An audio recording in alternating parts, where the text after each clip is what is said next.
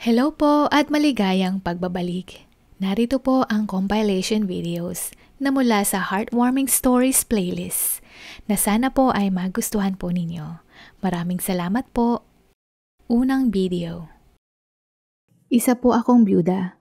Namatay ang aking asawa habang siya ay nagtatrabaho bilang isang OFW sa Middle East. 6 na taong gulang pa lamang ang anak naming babae nang maganap ang aksidenteng iyon. Labis ang aking pighati at pagdadalamhati noong mga panahong iyon dahil sobrang mahal ko ang aking asawa at bukod doon, siya lang din ang bumubuhay sa aming mag-ina. Nagbigay naman ng kaunting tulong ang kumpanya niya at nagamit ko ito upang makapagsimula ng isang maliit na negosyo.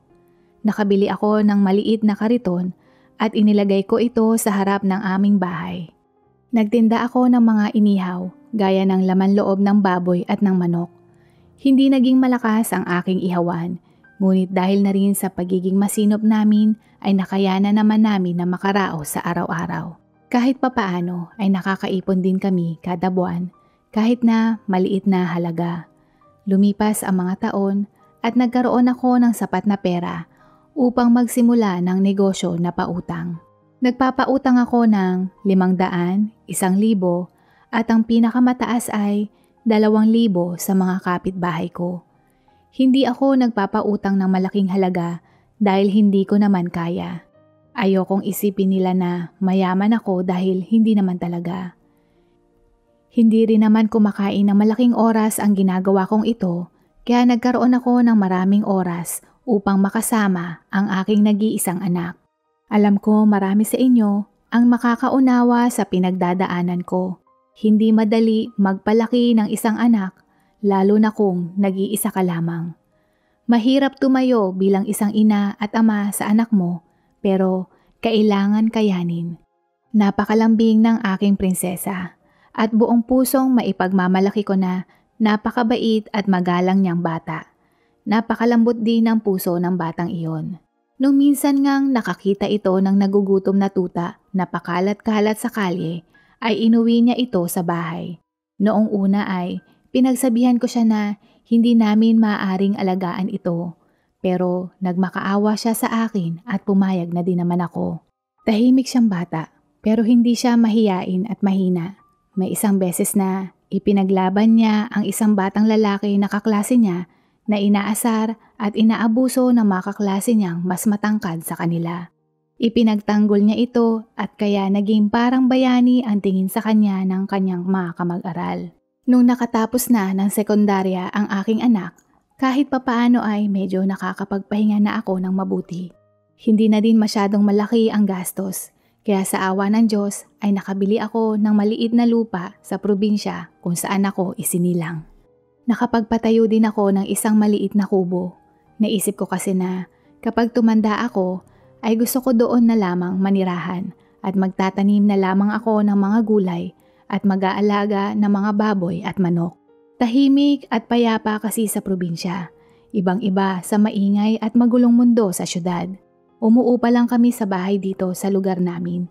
Kaya labis ang galak na naramdaman ko nang makapagpundar ako ng sarili kong bahay kubo at lupa sa probinsya. Wala pa akong balak na manirahan doon dahil nandito sa syudad ang trabaho ko, kaya naisipan ko na ipaupa muna ang lupain sa probinsya. Hindi naman ako binigyan ng sakit ng ulo ng anak ko. Nag-aaral siyang mabuti sa isang pampublikong universidad. Huminto nga lang ito ng 1 taon upang magtrabaho sa isang maliit na kumpanyang gumagawa ng mga patalastas at trailer pang pelikula. Pangarap kasi talaga niya ang makagawa ng sariling pelikula o drama, kaya sinuportahan ko na lamang siya sa kung saan siya sasaya. Noon pa lamang ay hilig na niya ito. Sumasali nga ito sa mga kompetisyon ng bawat paaralan nung nasa high school pa lamang siya. Ipinakita niya ito sa isang direktor at nagustuhan nila ang gawa ng anak ko. Naisip ng anak ko na mas mahihirapan siyang makapasok sa ganong trabaho, kaya naman hindi na niya pinalampas ang oportunidad at kanya na itong sinaklot.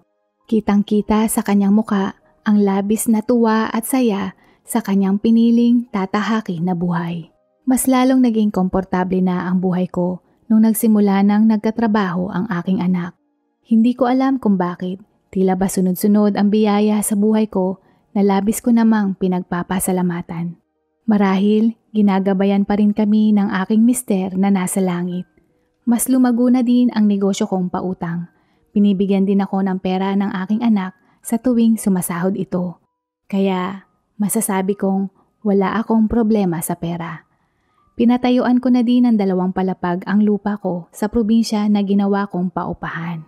Kaya nung mga oras na iyon, ang nag-iisang pangarap ko na lamang ay ang makitang ikasal ang aking nag-iisang anak at makipaglaro sa aking magiging apo. Hindi ako nagsayang ng pagkakataon upang makaipon ng pera nang sa ganon ay makatulong ako sa aking anak kapag naisipan na niyang lumagay sa tahimik. Ayoko kasing maranasan niya ang hirap na pinagdaanan ko noong bata pa lamang siya. At sa wakas, dumating na nga ang pinakahihintay ko. Isang araw ay ipinakilala ng aking anak ang isang lalaki na nataon namang isang producer sa kumpanyang pinagtatrabahuhan niya. Mas matanda ito ng 5 taon sa aking anak. Ang hilig nila sa paggawa ng mga video at maiikling clips ng mga palabas ang nagpalapit sa kanilang dalawa. Tila ba pinagtagpo talaga sila ng tadhana. Iba ang tuwang naramdaman ko nung tinawag akong mama ng mapapangasawa ng anak ko. Tumalikod na nga lang ako nung kinakailangan kong punasan ang aking mga luha at nagkunwari na lamang akong gagawa ng kape upang hindi nila mahalata na umiiyak na ako sa labis na kasiyahan. Napakaganda ng kasal nilang dalawa. Nagsipagdaluhan ang kanilang mga kaibigan at katrabaho na lubos na natutuwa sa pag-iisang dibdib nilang dalawa.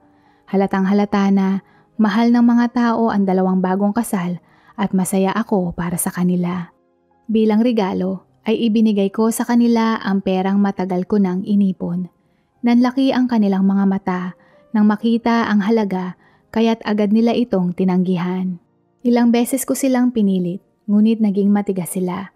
Ayon sa kanila, ay gamitin ko na lamang daw iyon para sa aking sarili. Kaya sa huli, pinayagan nila akong bumili ng isang malaki at pinaka-latest na model ng telebisyon para sa kanila bilang regalo. Tuwang-tuwa sila doon dahil parehong hilig nila ang manood ng mga pelikula. Ang lahat ng pinapangarap ko ay unti-unti nang natutupad. Palagi nila akong sinasama sa tuwing kumakain sila sa iba't ibang restaurant. Kinagigiliwan ko ang pagkukwento nila tungkol sa mga ginagawa nila sa trabaho. Hanggang sa isang araw ay may inihayag silang isang balita. Tumawag ang aking anak at nagsusumigaw nitong binahagi ang magandang balita. Umiiyak pa siya noon kaya sinubukan ko muna siyang pakalmahin. Bigla niyang sinabi na, "Ma, buntis na po ako." Halos mabitawan ko ang pagkakahawak sa aking cellphone sa sobrang saya. Sinasamahan ko siya sa tuwing siya ay bumibisita sa ospital at nung nasa 2nd semestre na siya ng pagbubuntis niya ay nalaman namin na magkakaroon siya ng isang anak na lalaki. Sa sobrang pananabik namin ay halos linggo-linggo kami nagpupunta ng mall upang mamili ng mga gamit ng apo ko. Pero tila ba totoo ang kasabihan na may hangganan ang lahat. Kasagsagan noon ng malakas na ulan. Pauwi na sana ang anak at manugang ko habang sakay ng taxi sa kasamaang palad ay biglang dumulas ang gulong at nawala ng kontrol ang driver. Sinubukan din itong iwasan ang nakasalubong na motorsiklo kaya lang dahil sa pag-iwas nito ay nagdire-diretso ang sinasakyan nilang taxi sa isang bangin na may 3 metro ang lalim. Bagamat lahat sila ay naka-seatbelt ay hindi na nakayanan ng driver at binawian ito ng buhay. Ang anak ko naman ay nagtamo ng matinding pinsala at dinala agad sa ospital. Milagro namang walang matinding pinsala ang aking manugang. Dali-dali akong sumugod sa ospital nung marinig ko ang tungkol sa aksidente. Habang nasa biyahe ako noon ay kasalukuyan nang sumasailalim sa operasyon ang aking anak. Matapos ang operasyon ay malungkot na lumapit sa akin ang doktor. Humingi siya ng tawad at sinabi nito na ginawa na daw nila ang lahat ng makakaya nila. Maliit daw ang tsansang gumaling pa ang anak ko at ang mas lalong nagpagiba ng mundo ko ay nung sinabi niya na Hindi na daw kinaya ng batang pinagbubuntis ng anak ko at pumanaw daw ito. Magiging isang anghel na sa langit ang aking apo. Pero hindi ko kailangan ng isang anghel. Kailangan ko ang apo ko. Hindi ko na namalaya na bumagsak na pala ako. Naglulupasay ako sa kakaiyak sa sahig ng ospital at pinagtitinginan na ako ng mga taong naroroon. Dinala sa ICU ang aking anak at nanatili siya doon ng 1 linggo bago inilipat sa regular na kwarto. Subalit, hindi pa din siya nagkakamalay at hindi ko makayanan na makita siyang nakahiga habang may nakakabit na maraming tubo sa kanyang katawan.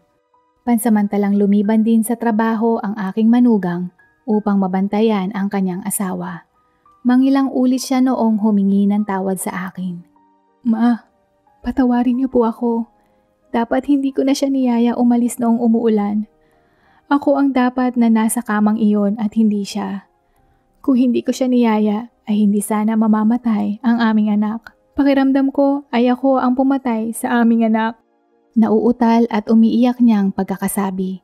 Paulit-ulit niyang sinisisi ang sarili niya at halatang nagdurusa at nahihirapan siya sa mga nangyayari. Hindi ako magsisinungaling at sa loob-loob ko talaga ay sinisisi ko siya. Bakit wala man lang siyang gaanong galos? Samantalang namatay ang aking apo at ang anak ko naman ay hanggang ngayon ay hindi pa gumigising. Anong klaseng biro ng tadhana ang pinaparanas nila sa akin ngayon? Ngunit sa dulo ng aking utak at puso ay may bahagi na pinipilit akong kumbinsihin na walang kasalanan ang aking manugang.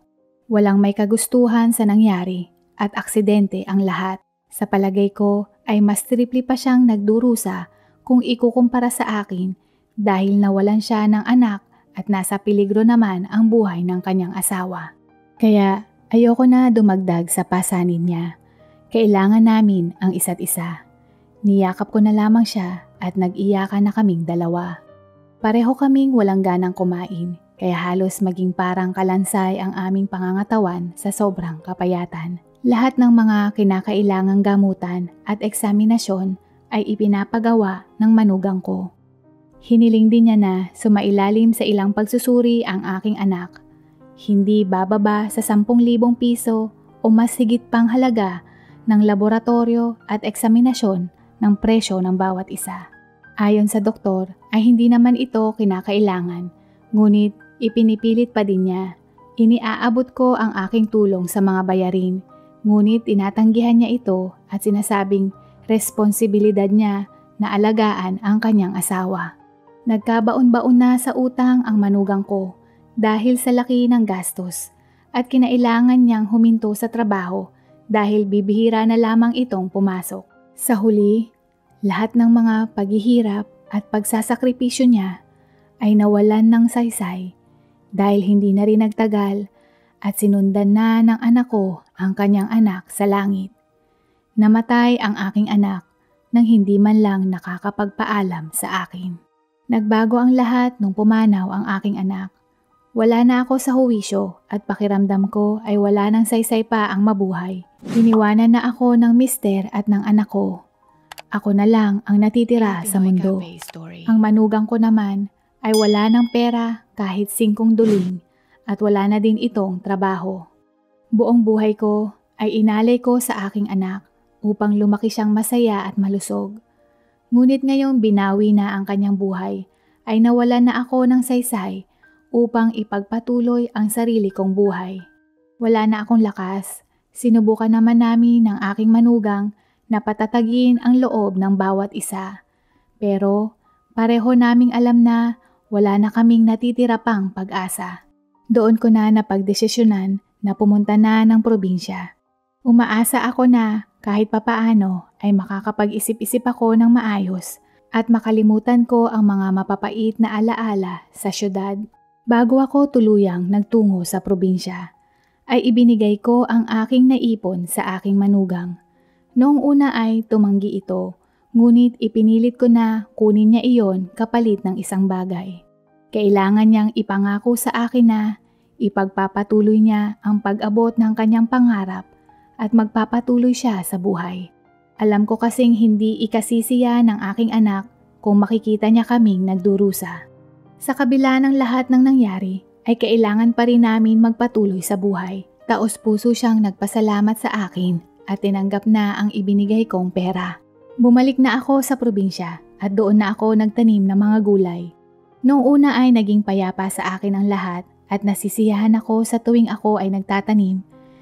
Subalit, makalipas ang 1 taon, doon ko na napagtanto na hindi madali ang pagtatanim maging ang pag-aalaga ng mga baboy at manok. Naging mahirap ang trabahong iyon para sa isang matandang babae na gaya ko, na hindi naman sanay sa mga gawaing pisikal noon. Araw-araw akong humihiga sa aking kama nang may iniindang pananakit sa mga kasukasuan. Wala ding aircon ang bahay na tinitirhan ko at madalas ding nawawala ng kuryente ang lugar. Kaya pinapapak ako ng mga lamok sa bawat sulok ng bahay. Ibang-iba ang buhay ko sa syudad at sa probinsya. Naisipan kong bumili ng isang malaking planggana at sa tuwing nakakaramdam ako ng init ay nagbababad ako doon ng mga ilang oras.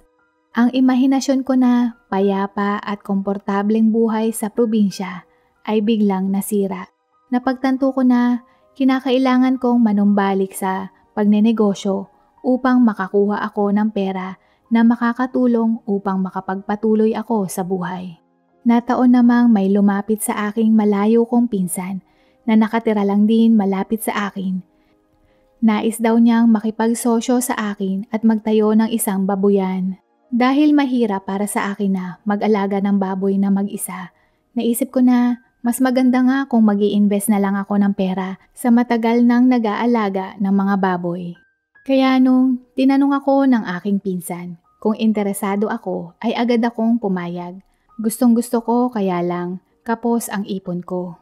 Inirekomenda ng aking pinsan sa akin ang isang taong maaari kong mapagsanlaan ng aking lupa na siya namang magagamit ko upang makapag-invest sa negosyo. Mukha namang mapagkakatiwalaan ang kausap namin at ayon pa sa pinsan ko ay kilalang businessman daw ang may-ari ng babuyan. Hindi na ako nagdalawang isip at ibinigay ko na ang napakalaking pera. Humingi ng 2% komisyon ang aking pinsan dahil kung hindi daw sa kanya ay hindi ko malalaman ang negosyong iyon. Agad ko namang ibinigay sa kanya ang hiningi niya. Ngunit ang lahat pala ay isang kasinungalingan. Totoo ang negosyong ipinakilala niya sa akin. Kaya lang hindi pala totoo na kaibigan ito ng pinsan ko. Opo, tama ang hinala nyo. Inestafa ako ng pinsan ko. Tinangay niya ang lahat ng perang binigay ko sa kanya. At ang masakla pa ngayon, bukod sa wala na akong pera, ay nakasanla pa ang bahay at lupa ko. 2 taon lang ang kontrata ng sinanla ko. Sinubukan kong magtrabaho ng parang kalabaw sa loob ng panahon na iyon para lang makaipon ng perang pambayad pero hindi ko nakayanan.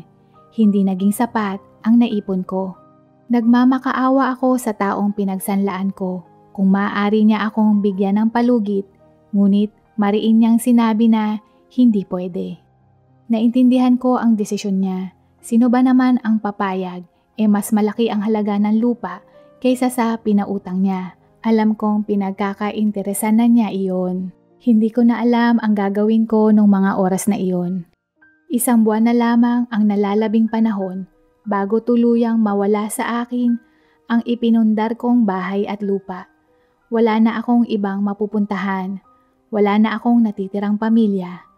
Isa akong nagdurusang matandang babae. Halos buong araw na lamang akong nag-iiyak hanggang sa makatulog. Anong nangyari? Ano bang nagawa kong kasalanan at sa akin nangyayari ito? Saan ako nagkamali? Mga tanong na lagi kong tinatanong sa Panginoon. At nung ilang araw na lamang bago ako tuluyang umalis sa bahay, ay nagmuni-muni ako sa bakuran ko at naghahanda na para magpaalam at lisanin ang bahay at taimtim na nagdadasal at ipinapaubaya na sa Diyos ang kapalaran ko. At hindi ko inaasahan na makatulog sa upuan.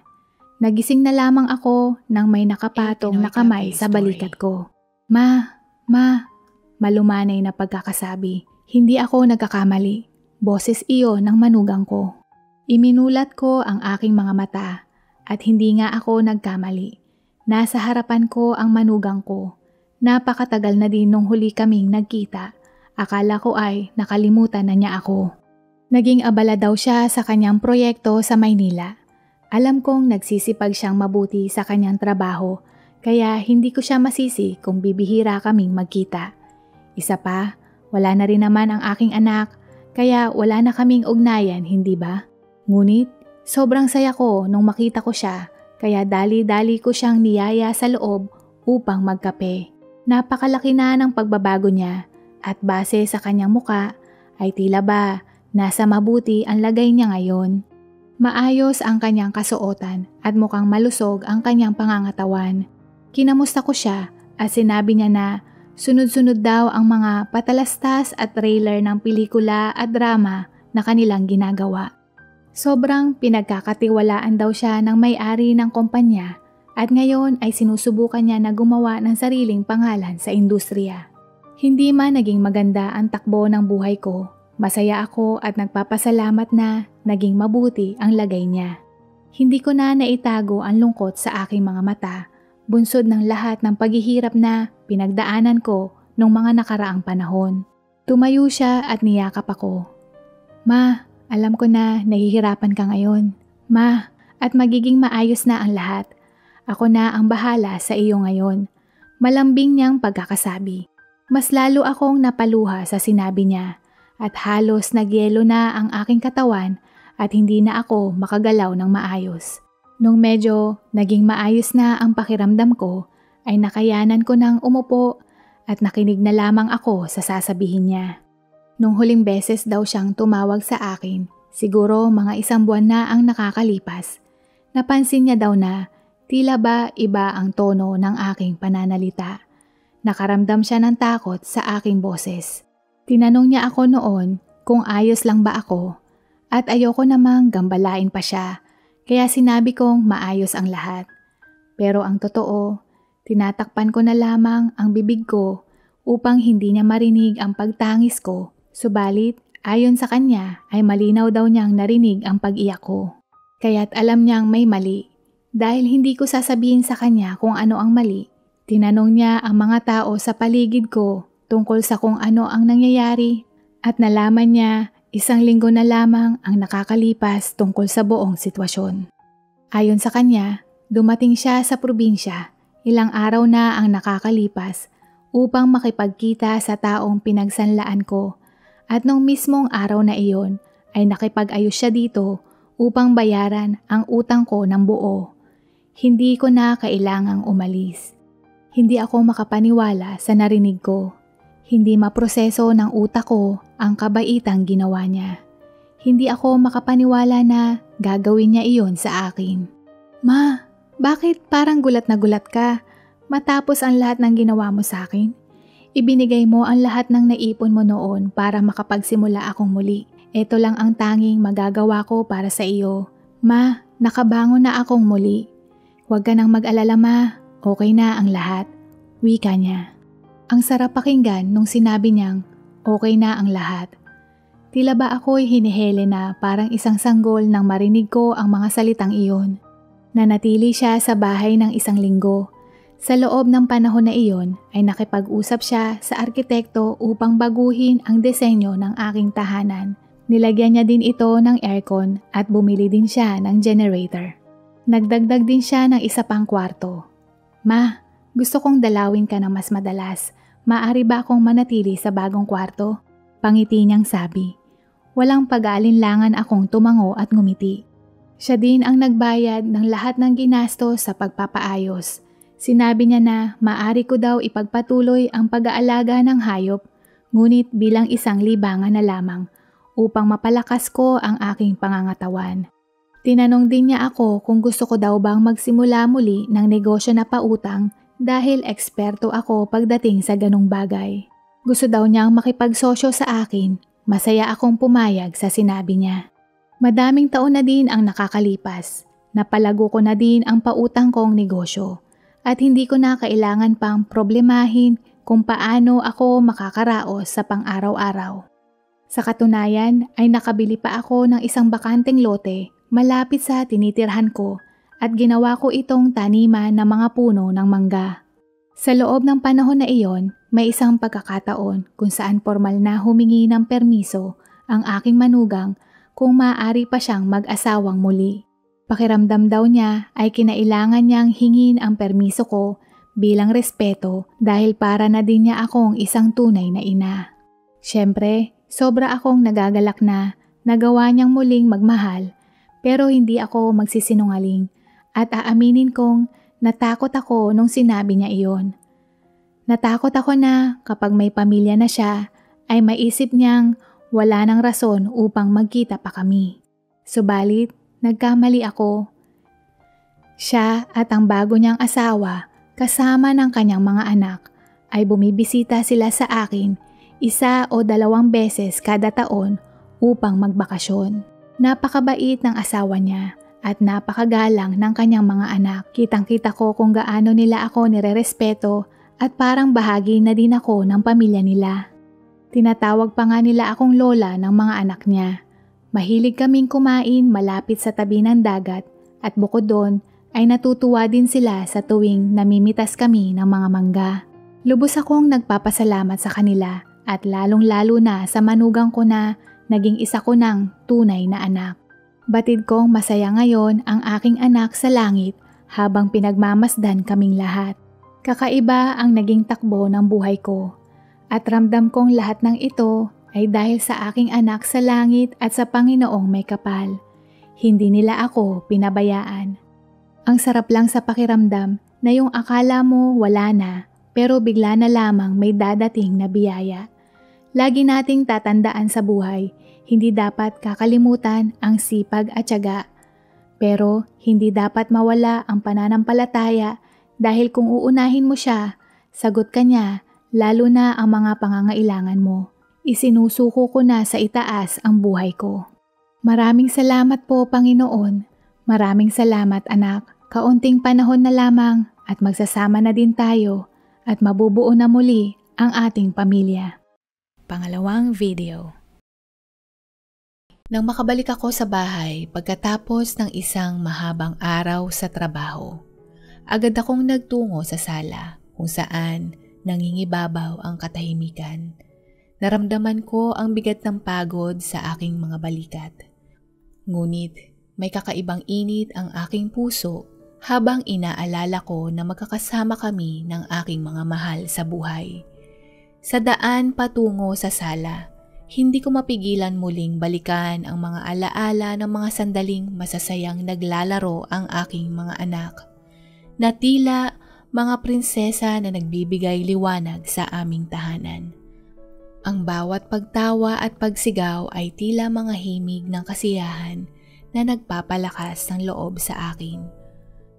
Pagpasok ko sa sala, agad kong napansin ang malalaking larawan ng aming pamilya na nakasabit sa dingding. Bawat litrato ay nagdudulot ng mga masasayang alaala, mga espesyal na sandali na hindi malilimutan. Nang makita ko ang mga larawan na iyon, biglang bumalik ang mga alaala ng mga masasayang pagkakataon na pinagsaluhan namin. Mga larawang nagpapakita ng mga ngiti at halakhak, mga yakap at halik, mga sandaling puno ng pagmamahalan at pagkakaisa. Hindi ko napigilan ang ngiti sa aking labi habang tinitingnan ang mga larawan. Sapagkat sa bawat isang larawan ay tila ba dinala ako sa nakaraan. Ang magandang pakiramdam na binalikan ko ang aming pagmamahalan, ng aming mga tagumpay at pagsubok, at ng mga pangako na patuloy naming pinananatili. Habang ako ay nakatitig, ang isipan ko ay iisa ang isinisigaw na nais ko lamang sabihin na mahal ko kayo, aking 3 prinsesa. Kayo ang mundo ko. Sa halos 5 taon na ang lumipas, mula nang namayapa ang aking asawa, sa mga panahong iyon, kayo ang nagbibigay sa akin ng lakas at pag-asa upang magpatuloy. Bagamat ilang taon na ang lumipas, sa bawat gabing pag-uwi ko sa bahay, Tila ba ang sugat ng pangungulila at pagluluksa na iniwan ng aking misis sa aking puso ay hindi naghihilom. Walang araw na hindi naaalis sa aking isipan na, sana nandito ka, Nay. Ang masaksihan mo ang paglaki ng ating mga munting prinsesa, ang kanilang mga ngiti at luha na kanilang naranasan, o ang katagang ito na sa tuwing ikaw ang nasa isip nila. Na sana kapiling namin si Nanay. Maaga mo kaming iniwan na sa tingin ko hindi ko magawa ng perpekto ang tungkulin ko na maging ina at ama sa aming mga anak. Na ang lungkot at luksang ito ang nagudyok sa akin na isubsob ang aking sarili sa trabaho upang hindi makita ng aking mga prinsesa ang kalungkutan sa aking mga mata. Kailangan kong maging magpakatatag at hindi magpakita ng kahinaan upang hindi ako makaramdam muli ng hiya at sila ay makapagpatuloy. Dahilan na kung bakit hindi ko madalas na ipapamalas ang aking pagmamahal sa pamamagitan ng salita.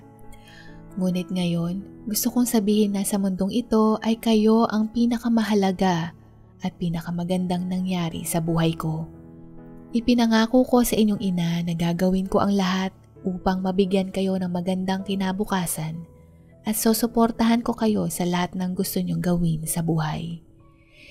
Sa paglipas ng panahon, mas nauunawaan ko na ngayon sa tuwing pinagmamasdan ko kayo. Parang kailan lang kayo ay mga batang paslit pa lamang na masayang naglalaro at naghahabulan.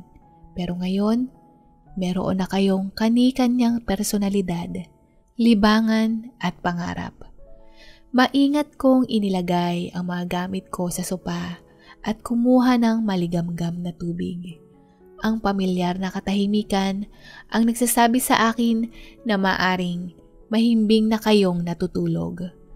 Bagamat hindi tayo palaging nagkikita o nakakapag-usap, nais kong malaman nyo kung gaano kayo kahalaga sa akin. Naglakad ako patungo sa kwarto ng panganay kong anak, si Diana. Tulad ng dati, nakatulog na naman siya habang nag-aaral. Nagkalat sa kama ang mga papel at libro na ginagamit niya sa medical school. Napansin ko rin ang mga bagong sticky notes na nakapaskil sa kanyang study wall. Maging ang kanyang kalendaryo ay puno ng mga dapat niyang gawin. Maingat kong kinuha ang mga papel at libro sa kama at inilagay iyon sa mesa. Madalas niya ring naiiwan ng bukas ang lampara na ginagamit niya sa tuwing nag-aaral. Sandali ko siyang pinagmasdan bago ako lumabas sa kanyang kwarto. Sa kanilang magkakapatid, maagang naging sukaron ang isip ni Diana. Hindi naman niya kailangan gawin, ngunit nagawa niyang tumayong ina sa kanyang dalawang nakababatang kapatid.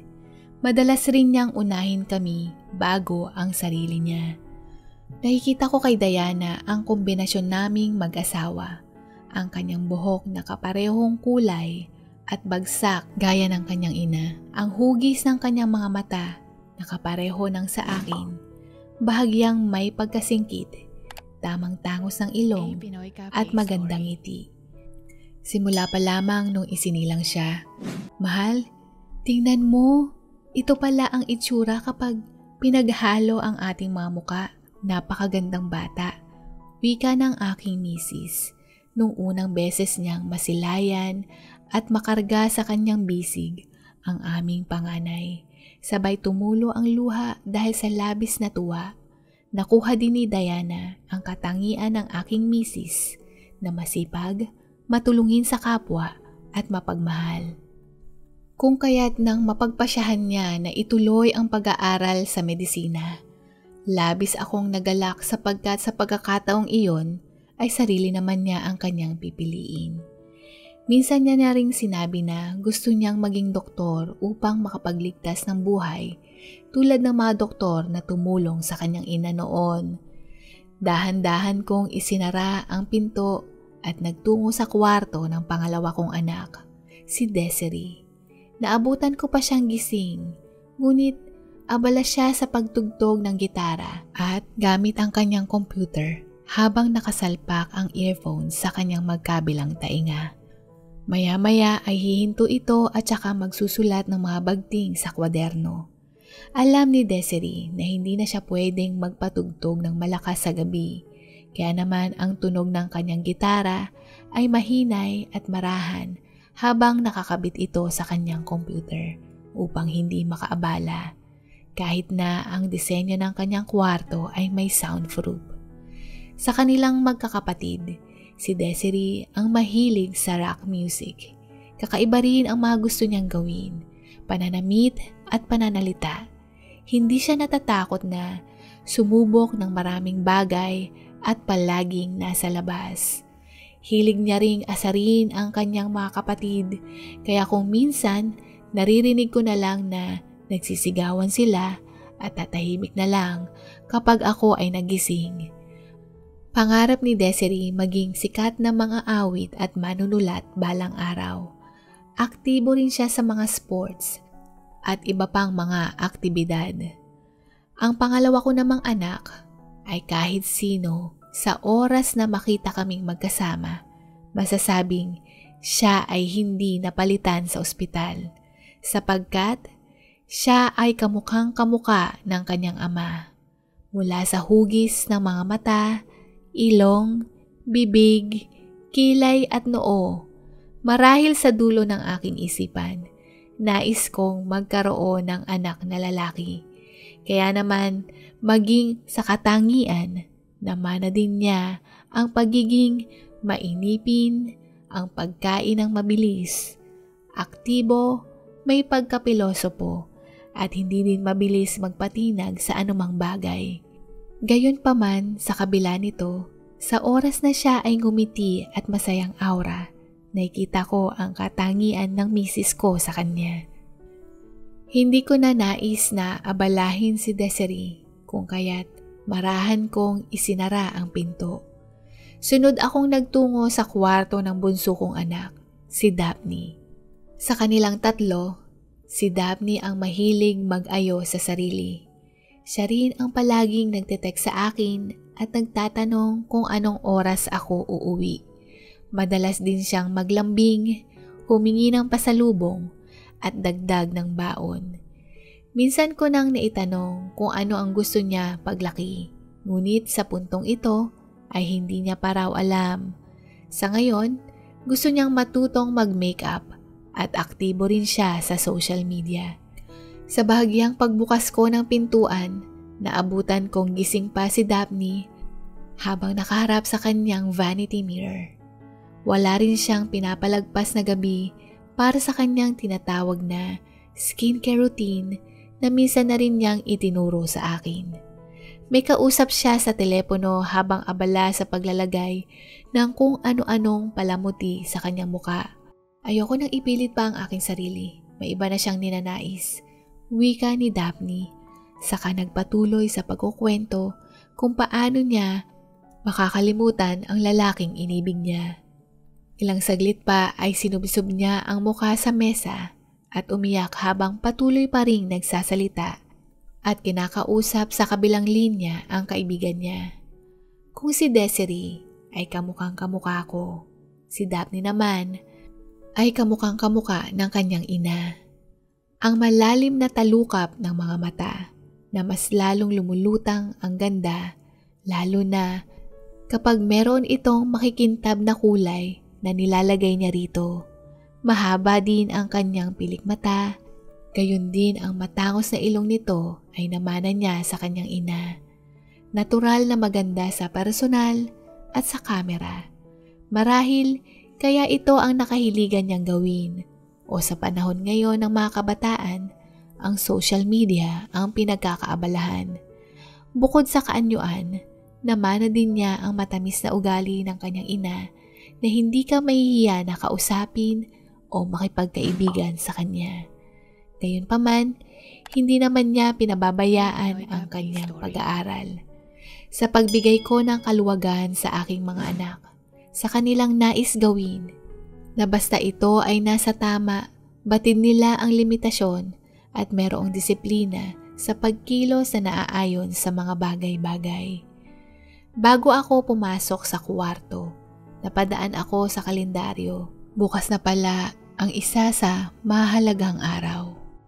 Sa ilang mga taon na hindi ko nagagawang bigyang pansin ang ganitong okasyon, sa pag-aakalang malalaki na naman na ang mga anak ko at mukhang nasa maayos naman ang kalagayan nila.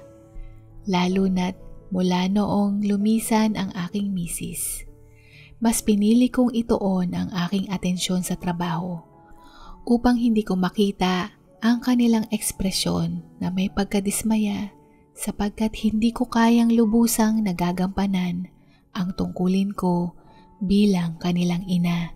Sa totoo lang, hindi ko alam kung tama ba ang mga ginagawa ko, lalo na't lahat sila ay mga babae. Subalit, napagtanto ko na hindi ako nag-iisa. Matapos naming ilibing ang aking asawa, hindi ko magawang tumayo sa aking kama habang yakap-yakap ang huling damit ng aking misis na lumuluha.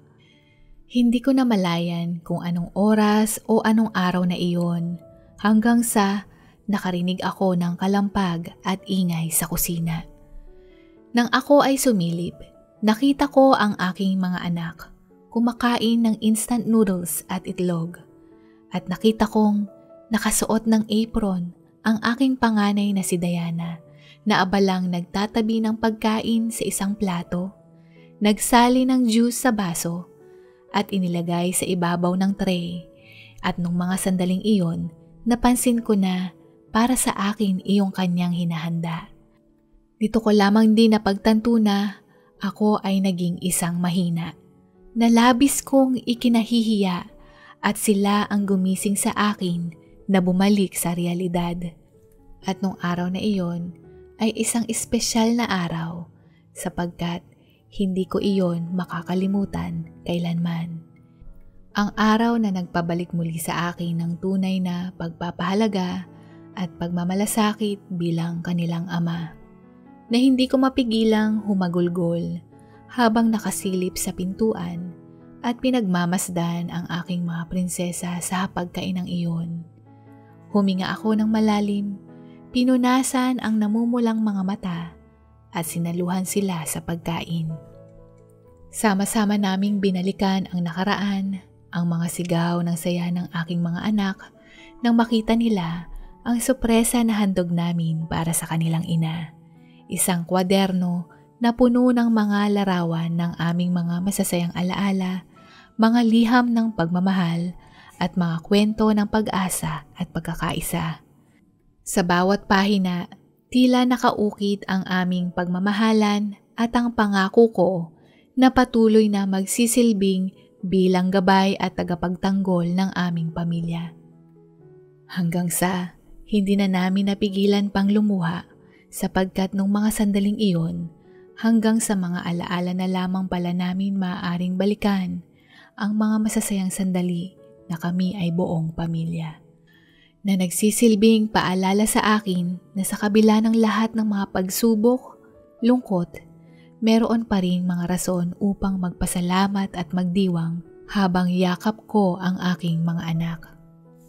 Kinabukasan, nagtungo ako sa mall upang bumili ng regalo para sa aking 3 prinsesa. Sa totoo lang, hindi na ako sanay magbigay ng regalo ngayon dahil masaya na sila sa pera na binibigay ko tuwing Pasko o kaarawan at sila na ang bumibili ng mga gusto nila. Inaamin ko na labis akong nahirapan sa pagpili ng damit, sapatos, bulaklak at kung ano-ano pang gamit pang babae dahil hindi rin ako sigurado kung kakasya ba sa kanila o kung magugustuhan ba nila iyon. Nagpatuloy ako sa paglalakad sa loob ng mall upang maghanap hanggang sa makita ko ang pamilyar na sorbetes na paborito ng aking asawa. Nakahilera sa malaking estante ang limited edition ng sorbetes. Naroon ang Black Forest, Truffle Brownie, Peach Mango at Ube flavor. Namalayan ko na lang ang sarili ko na nakangiti habang nakatitig sa mga sorbetes na nagdala sa akin muli sa magagandang alaala ng nakaraan. Naalala ko ang mga paglalakbay namin kasama ang aking asawa at mga anak. Ang mga simpleng paglalakad sa park habang kumakain ng sorbetes at ang masasayang usapan habang naglalakad sa ilalim ng sikat ng araw. Hindi mawawala sa anibersaryo ng kasal naming mag-asawa ang paborito niyang sorbetes na ube flavor. At simula noon, ito na rin ay naging paborito ko. Mahilig ang asawa ko sa matatamis at ito ang pinaka-paborito niya sa lahat. Sumusulat ako noon ng love letters kung gaano ko siya kamahal habang may kasamang sorbetes upang makita siyang laging masaya. Yayakapin ako ng mahigpit ng aking misis at ibubulong niya sa akin ang mga salitang, "Mahal din kita, tatay." Noong graduation ni Diana sa kindergarten, siya ang ginawad bilang first honor sa klase at nakakuha ng maraming parangal. Niregaluhan namin siya ng sorbetes na yakap ng malaking teddy bear. Naalala ko pa kung gaano siya kasaya habang tumatalon sa tuwa dahil peach mango ang paborito niya. Ngayong malaki na si Diana, hindi ko mapigilang maging emosyonal sa pagtanaw sa kanyang tagumpay. Ang kanyang mga mata na nagpapakita ng di malilimutang ligaya na pakiramdam namin na tila ba nandoon din ang aking misis na nagmamasid mula sa langit, puno ng pagmamahal at pagmamalaki sa kanyang puso. Hindi ko mapigilang mapaiyak sa tuwa sapagkat ang kanyang mga pangarap ay unti-unti nang natutupad. Ilang taon na lang, siya ay makakatapos na sa kanyang kursong medisina. At unti-unti ko na ring natutupad ang pangako ko sa kanyang ina na sinisigurado ko na ang bawat hakbang ay patungo sa kanyang tagumpay. Nang makasama sa runner-up winner si Desiree sa isang paligsahan sa pagkanta noong 7 taong gulang siya, Black Forest na sorbetes ang regalo namin mag-asawa na nagpasaya sa kanya kahit pa hindi siya ang tinanghal na kampiyon. Nagniningning ang mga mata niya habang nakatingin sa paborito niyang sorbetes. Sa mga oras na iyon, para sa amin si Desiree ang panalo dahil walang makakapantay sa tamis at ganda ng ngiti ng aming anak na mapapahalakha ka dahil merong bakas na tsokolate ang kanyang mga ngipin. Dito na nagsimula ang ilang beses niyang pagsali sa mga paligsahan at sa tuwing siya ay magwawagi, hindi ko maiwasang maramdaman ang puso ko na puno ng kagalakan. Nalubos na nagpapasalamat sa Panginoon sa bawat biyayang ipinagkaloob niya sa aking mga anak. Ang kanyang tagumpay ay hindi lamang nagdudulot ng kaligayahan, kundi pati na rin sa kanyang mga kapatid at sa buong pamilya. Marami rin kaming napasaya na bata at matanda noong ika-3 kaarawan ni Daphne. Truffle brownie na sorbetes ang pinamigay namin sa mga bisita. Hindi ko napigilang maging sentro ng kasiyahan sa kanyang espesyal na araw. Ang kanyang mga mata ay nagniningning muli sa kasiyahan at mga ngiti na bumabalot sa buong silid. Habang pinamimigay ang mga sorbetes na handog ng aming pamilya, ang kanyang mga kaibigan at mga kamag-anak namin ay hindi mapigilang magpasalamat sa tuwa. Napatunayan ko na kahit anong edad, ikaw ay tila bumabalik sa pagkabata dahil sa sorbetes.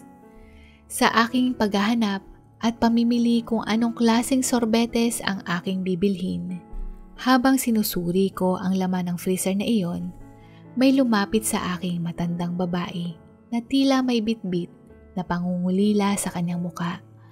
Ang kanyang mga mata ay mistulang nangungusap, nagdudulot ng kakaibang damdamin ng lungkot at ligaya.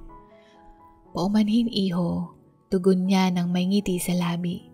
"Ngunit, maaari mo bang iabot sa akin ang isang kahel na sorbetes na ube?" Nang matapos kong iabot at ibigay sa kanya ang sorbetes, biglang tumingin sa akin ang matandang babae. "Maraming salamat, iho," sambit niya, ngunit ang kanyang mga mata ay malungkot. Sinimulan kong kunin ang mga sorbetes na nais kong bilhin. Napangiti ako ng bahagya at tumango ng marahan. Tila ba, sinasabi sa akin na ang mga tamis na alaala ay patuloy na nabubuhay sa puso ng mga taong iniwan ng minamahal. May naalala ka ano? Maikli niyang wika. Agad ko namang ibinalik ang aking wisyo sa realidad at pinunasan ang namumuong luha sa aking mga mata. Alam mo ba? Sa tuwing nakikita ko ang sorbetes na ito, naalala ko ang mister ko. Nakakatuwa lang isipin na hindi lang tamis ang hatid nito, kundi binabalik tayo sa mga magagandang sandali na kay sarap alalahanin ng paulit-ulit. Yung mga matatamis at masasayang alaala, sambit ng matandang babae habang nakangiti at ako ay tumango ng marahan bilang pagsang-ayon sa kanyang sinabi. Nang makaalis ang nasabing matandang babae, muli kong pinagmasdan ang mga sorbetes na naghahatid nga ng matamis na ngiti sa aming pamilya.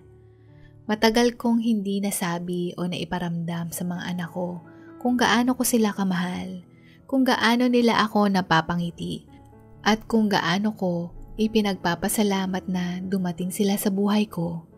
Hindi man namin kapiling ang kanilang ina ngayon, alam kong patuloy niya kaming ginagabayan at mamahalin.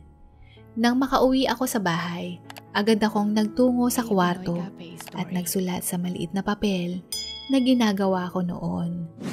Mas minabuti ko nang isulat ito sapagkat upang maibsan ang aking pag-aalala na maaring hindi ko masabi ang mga nais kong iparating, na mas mainam na isulat ko ito para sa aking panganay na prinsesa. Sigurado akong nakangiti ang iyong ina sa langit habang nakikitang tinutupad mo ang iyong mga pangarap. Salamat sa pagiging pangalawang ina sa iyong mga kapatid. Hinahangaan ko ang lahat ng iyong dedikasyon at kasipagan. Ikaw at mga kapatid mo ang nagbibigay inspirasyon sa akin upang magtrabaho ng husto at maging isang responsableng ama. Ito ang mga sandaling nagpapalakas sa akin upang magsikap at magtrabaho para maganda ang inyong kinabukasan. Lagi man akong mukhang pagod at tahimik, ngunit sa tuwing nakikita ko kayo, alam ko na lahat ng ito ay magkakaroon ng saysay. Ipagpatuloy mo lang ang iyong magandang ginagawa at lubos ka naming ipinagmamalaki ang aming future doktora. Nagmamahal, Tatay. Sa aking pangalawang prinsesa, batid kong alam mong namana mo ang hilig mo sa pagkanta mula sa iyong ina. Sigurado ako na miss na niya na marinig ang napakaganda mong boses. Gusto kong malaman mo na huwag kang mahihiya ipamalas ang iyong galing at talento sa pagkanta. Sana ay magpatuloy ka sa musika dahil masaya akong makita kang nakangiti at minamahal ang mga kanta na iyong sinusulat. Dahil sa iyo ay mas lalo akong naging matapang na harapin ang mga pagsubok at pag-aalinlangan sa buhay.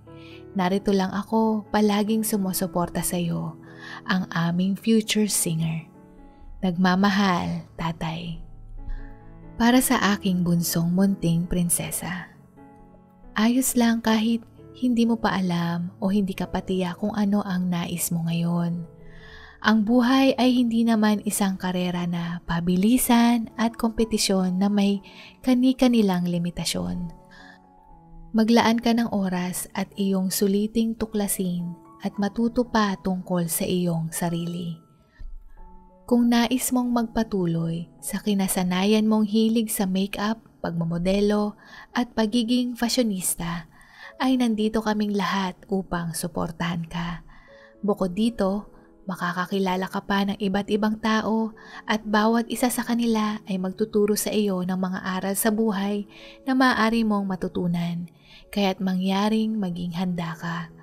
Lagi mong tandaan na ako, ang iyong ama, ay bukas palad upang turuan ka ng leksyon sapagkat hindi masama na magkamali. Ang masama ay yung hindi ka magbago at manatili kang mali. Sa mga taong sadyang sinaktan ang iyong puso, maaring ikaw ay matutong magpatawad kahit ito man ay mahirap. Kapalit naman nito ay kaginhawaan sa iyong sarili at iyon lamang ang aking hiling. Ikaw pa rin ang aming munting prinsesa, magpakailanman, nagmamahal, Tatay. Idinikit ko ang mga mensahe sa bawat sorbetes sa loob ng freezer. Sa labas ng pintuan ng refrigerator, may nakalagay na note na, "Open the freezer, my princesses." Peach mango para kay Diana, Black Forest para kay Desiree, at truffle brownie para kay Daphne. Sa pagpili ng sorbetes para sa aking mga anak, napansin ko ang pagkakatulad ng mga flavors sa kanilang mga personalidad. Ang peach mango para kay Diana na palaging masaya at masigla. Ang Black Forest para kay Desiree na merong malakas na loob at determinasyon. At ang truffle brownie para kay Daphne na palaging nagdadala ng tamis at saya sa aming tahanan. Kinabukasan, naalimpungatan ako dahil sa mahihinang bulong at ingay mula sa labas.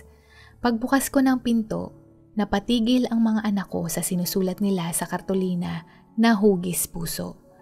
Hanggang ngayon, nahuhuli ko pa rin sila sa akto, gaya noong gumagawa sila ng love letter surprise para sa kaarawan o Mother's Day ng kanilang ina. Nabasag ang katahimikan nang sabay-sabay kaming natawa. Ang sarap sa pakiramdam na marinig muli ang kanilang mga tawa. "Happy Mother's Day, Tatay!" Magkakasabay nilang wika, saka inabot sa akin ang pulang kartulina na hugis puso habang hawak nila ang sorbetes. Bukod dito, sabay-sabay din nilang binasa ang liham na isinulat nila para sa akin. Para sa pinakamagaling na tatay sa mundo, lubos po namin kayong naiintindihan sa lahat ng sakripisyo na iyong ginagawa para sa ikabubuti naming lahat. Hindi niyo po kailangan humingi ng paumanhin sa mga sandaling nawalay kayo sa amin, sapagkat alam po namin ang paraan kung paano niyo po ipinapahayag ang pagmamahal sa amin. Salamat po sa lahat ng suporta na iyong ipinadarama sa amin. Naway ang hiling lang namin ay bigyan pa kayo ng karagdagang lakas at malusog na pangangatawan. Malungkot man kami na hindi namin ito maipaparanas kay nanay, pero sisiguraduhin po naming magkakapatid na masuklian, makabawi at alagaan po kayo sa abot ng aming makakaya. Nais naming tuparin ang aming mga pangarap hindi lamang para sa aming sarili, kundi pati na rin po sa inyo. Ang aming mga pangarap ay iyong mga pangarap. Mahal ka po namin at lagi kaming nagpapasalamat na ikaw ang aming tatay. Nagmamahal ang iyong 3 prinsesa. Hindi ko na napigilan na tumulo ang luha sa aking pisngi matapos kong marinig ang sulat nila. Napangiti rin ako nang makitang hawak nila ang mga sorbetes at ang mensahe na isinulat ko para sa kanila. Sabay-sabay nila akong niyakap na para bang nung sila ay mga bata pa na kaya ko silang buhatin ng sabay-sabay. Mahal na mahal po namin kayo, Tay. Happy Mother's Day dahil kayo po ang ama at ina naming lahat. Patuloy nila at hinalikan ako sa pisngi.